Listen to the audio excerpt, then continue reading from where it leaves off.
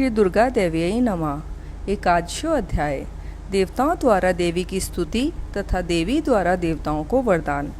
मैं भुवनेश्वरी देवी का ध्यान करता हूँ। उनके श्रीअंगों की आभा प्रभात काल के सूर्य के समान है और मस्तक पर चंद्रमा का मुकुट है। वे उभरे हुए स्तनों और 3 नेत्रों से युक्त हैं। उनके मुख पर मुस्कान की छटा छाई रहती है और हाथों में वरद, अंकुश, पाश एवं अभय मुद्रा शोभा पाते हैं। ऋषि कहते हैं, देवी के द्वारा वहाँ महादैत्यपति शुंभ के मारे जाने पर इंद्र आदि देवता अग्नि को आगे करके उन कात्यायनी देवी की स्तुति करने लगे। उस समय अभिष्ट की प्राप्ति होने से उनके मुख कमल दमक उठे और अनेक प्रकार से दिशाएं भी जगमगा उठी थी। देवता बोले, शरणागत की पीड़ा दूर करने वाली देवी हम पर प्रसन्न हो। संपूर्ण जगत की माता प्रसन्न हो। विश्वेश्वरी विश्व की रक्षा करो। देवी तुम ही चराचर जगत की अधीश्वरी हो। तुम इस जगत का एकमात्र आधार हो, क्योंकि पृथ्वी रूप में तुम्हारी ही स्थिति है।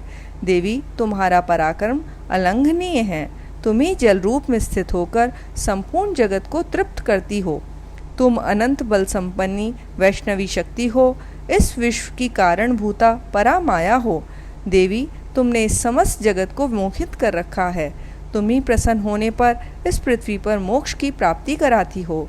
देवी संपूर्ण विद्याएं तुम्हारे ही भिन्न भिन्न स्वरूप हैं। जगत में जितनी स्त्रियां हैं वे सब तुम्हारी ही मूर्तियां हैं। एक जगदम एकमात्र तुमने ही इस विश्व को व्याप्त कर रखा है। तुम्हारी स्तुति क्या हो सकती है? तुम तो स्तवन करने योग्य पदार्थों से परे एवं परावाणी हो। जब तुम सर्वस्वरूपा देवी स्वर्ग तथा मोक्ष प्रदान करने वाली हो, तब इसी रूप में तुम्हारी स्तुति हो गई। तुम्हारी स्तुति के लिए इससे अच्छी उक्तियाँ और क्या हो सकती हैं? बुद्धि रूप से सब लोगों के हृदय में विचारमान रहने वाली, स्वर्ग एवं मोक्ष प्रदान करने वाली नारायणी देवी तुम्हें नमस्कार है। कला काष्ठा आदि के रूप में क्रमशः परिणाम अवस्था परिवर्तन की ओर ले जाने वाली तथा विश्व का उपसंहार करने में समर्थ नारायणी तुम्हें नमस्कार है। नारायणी तुम सब प्रकार का मंगल प्रदान करने वाली मंगलमयी हो।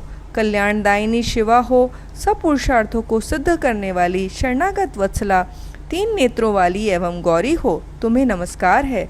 तुम सृष्टि, पालन और संहार की शक्तिभूता सनातनी देवी, गुणों का आधार तथा सर्वगुणमयी हो। नारायणी तुम्हें नमस्कार है। शरण में आए हुए दीनों एवं पीड़ितों की रक्षा में संलग्न रहने वाली, सबकी पीड़ा दूर करने वाली नारायणी देवी तुम्हें नमस्कार है। नारायणी तुम ब्रह्माणी का रूप धारण करके हंसों से जुते हुए विमान पर बैठती तथा कुश मिश्रित जल छिड़कती रहती हो। तुम्हें नमस्कार है। माहेश्वरी रूप से त्रिशूल, चंद्रमा एवं सर्प को धारण करने वाली तथा महान वृषभ की पीठ पर बैठने वाली नारायणी देवी तुम्हें नमस्कार है। मोरों और मुर्गों से घिरे रहने वाली, महाशक्ति धारण करने वाली, कौमारी रूप धारणी निष्पापे नारायणी तुम्हें नमस्कार है। शंख, चक्र, गदा और शांग धनुष रूप उत्तम आयुधों को धारण करने वाली वैष्णवी शक्ति रूपा नारायणी तुम प्रसन्न हो। तुम्हें नमस्कार है। हाथ में भयानक महाचक्र लिए और दाढ़ों पर धरती को उठाए वाहरा रूप धारणी कल्याणमयी नारायणी तुम्हें नमस्कार है। भयंकर नरसिंह रूप से दैत्यों के वध के लिए उद्योग करने वाली तथा त्रिभुवन की रक्षा में संलग्न रहने वाली नारायणी तुम्हें नमस्कार है। मस्तक पर किरीट और हाथ में महावज्र धारण करने वाली, सहस्र नेत्रों के कारण उद्दीप्त दिखाई देने वाली और वृत्रासुर के प्राणों का अपहरण करने वाली इंद्र शक्ति रूपा नारायणी देवी तुम्हें नमस्कार है।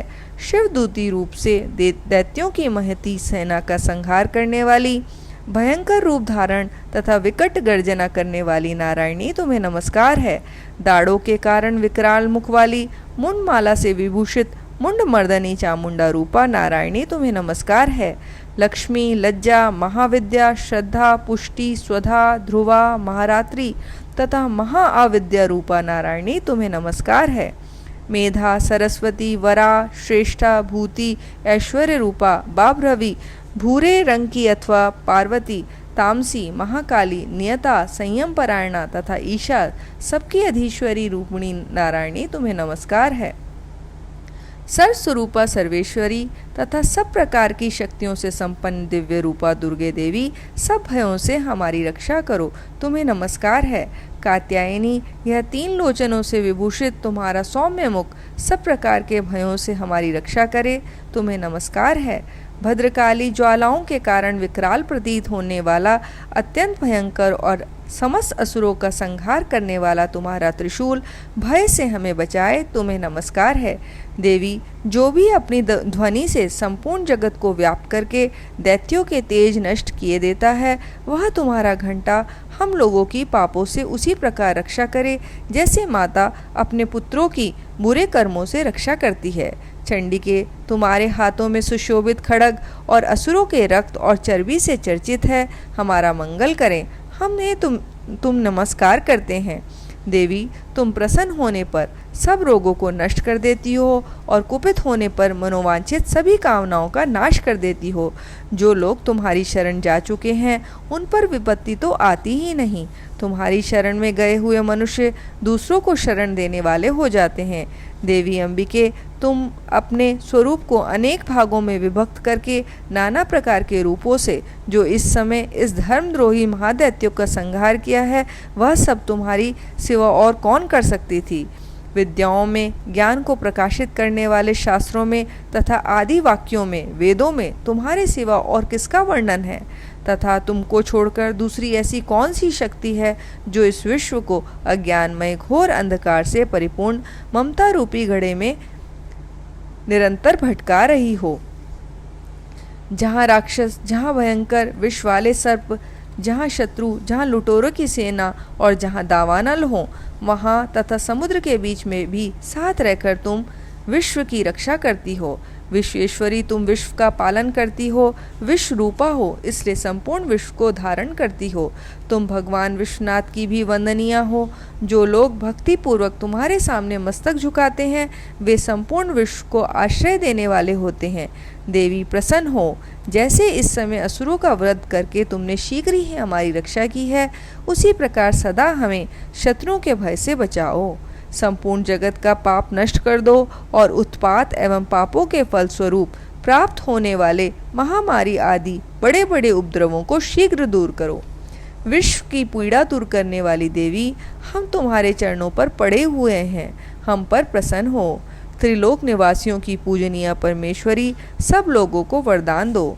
देवी बोली, देवताओं, मैं वर देने को तैयार हूँ, तुम्हारे मन में जिसकी इच्छा हो वह वर मांग लो। संसार के लिए इस उपकारक वर को मैं अवश्य दूंगी। देवता बोले, सर्वेश्वरी, तुम इसी प्रकार तीनों लोकों की समस्त बाधाओं को शांत करो और हमारे शत्रुओं का नाश करती रहो।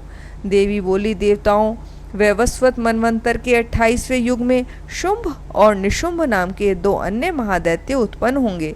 तब मैं नंदगोप के घर में, उनकी पत्नी यशोदा के घर में अवतीर्ण हो विंध्याचल में जाकर रहूंगी और उक्त दोनों असुरों का नाश करूंगी। फिर अत्यंत भयंकर रूप से पृथ्वी पर अवतार ले मैं विप्रचित नाम वाले दानवों का वध करूंगी। उन महाभयंकर महादैत्यों को भक्षण करते समय मेरे दांत अनार के फूल की भांति लाल हो जाएंगे। तब स्वर्ग में देवता और मर्त्य लोक में मनुष्य सदा मेरी स्तुति करते हुए मुझे रक्तदंतिका कहेंगे। फिर जब पृथ्वी पर 100 वर्षों के लिए वर्षा रुक जाएगी और पानी का अभाव हो जाएगा, उस समय मुनियों के स्तवन करने पर मैं पृथ्वी पर अयोनिजा रूप में प्रकट होंगी और 100 नेत्रों से मुनियों को देखूंगी। अतः मनुष्य शताक्षी इस नाम से मेरा कीर्तन करेंगे। देवताओं, उस समय मैं अपने शरीर से उत्पन्न हुए शाखों द्वारा समस्त संसार का भरण पोषण करूंगी। जब तक वर्षा नहीं होगी तब तक वे शाख ही सबके प्राणों की रक्षा करेंगे। ऐसा करने के कारण पृथ्वी पर शाकंभरी नाम से मेरी ख्याति होगी। उसी अवतार में मैं दुर्गम नामक महादैत्य का वध भी करूंगी। इससे मेरा नाम दुर्गा देवी के रूप में प्रसिद्ध होगा।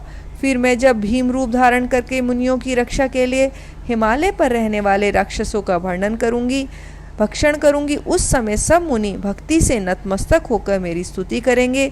तब मेरा नाम भीमा देवी के रूप में विख्यात होगा। जब अरुण नामक दैत्य तीनों लोकों में भारी उपद्रव मचाएगा, तब मैं तीनों लोकों का हित करने के लिए 6 पैरों वाले असंख्य भ्रमरों का रूप धारण करके उस महादैत्य का वध करूंगी। उस समय सब लोग भ्रामरी के नाम से चारों ओर मेरी स्तुति करेंगे। इस प्रकार जब जब संसार में दानवी बाधा उपस्थित होगी तब तब अवतार लेकर मैं शत्रुओं का संहार करूंगी। इस प्रकार श्री मार्कंडे पुराण में सार्वणिक मनवंतर की कथा के अंतर्गत देवी महात्म्य में देवी स्तुति नामक 11वां अध्याय पूरा हुआ। हरिओम तत्सत, हरिओम तत्सत, हरिओम तत्सत।